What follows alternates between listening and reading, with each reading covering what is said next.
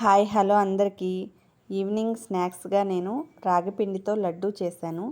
ఎంతో రుచిగా ఉంటుంది, ఎంతో ఆరోగ్యం, హెల్తీ కూడా. రోజుకొక లడ్డు తింటే పిల్లలైనా పెద్దవాళ్ళైనా ఎంతో మంచిది. ముందుగా కడాయిలో 4 స్పూన్స్ నెయ్యి వేసుకుని 1 కప్పు రాగి పిండి తీసుకున్నాను. 1 కప్పు రాగి పిండిని ఆ నెయ్యి వేడైన తర్వాత ఈ పిండి వేసుకుని స్టవ్ మీడియం ఫ్లేమ్లో పెట్టుకుని వేయించుకుందాము.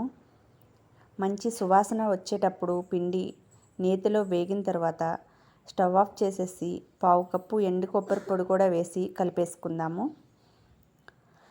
కప్పున్నర బెల్లం తీసుకుందాము. కప్పు రాగి పిండికి కప్పున్నర బెల్లం, అరకప్పు నీళ్లు తీసుకుని స్టవ్ ఆన్ చేసుకుని తీగపాకం వచ్చేంత వరకు మరిగించుకుందాము.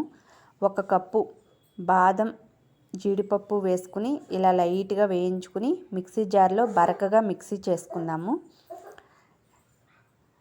ఇలాచీ పౌడర్, మనం ముందుగా వేయించుకున్న రాగి పిండిలోకి ఇలాచీ పౌడర్ మిక్సీ జార్లో వేసుకుని బరకగా మిక్సీ చేసుకున్న బాదం పప్పు, జీడిపప్పు, డ్రై ఫ్రూట్స్ లేనివారు వేరుశనగ గింజలైనా అలా బరకగా చేసుకుని కలుపుకోవచ్చు. బెల్లం పాకం రెడీ అయిపోయింది. ఇలా తీగ పాకం వస్తే సరిపోతుంది.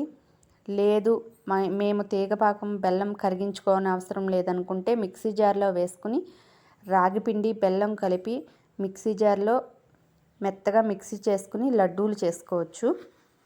ఇలా బెల్లాన్ని ఇలా వడపోసుకుని బెల్లం పాకాన్ని ఇలా లడ్డూలాగా కలుపుకుందాము. పిండిని ఇలా కలుపుకోవాలి.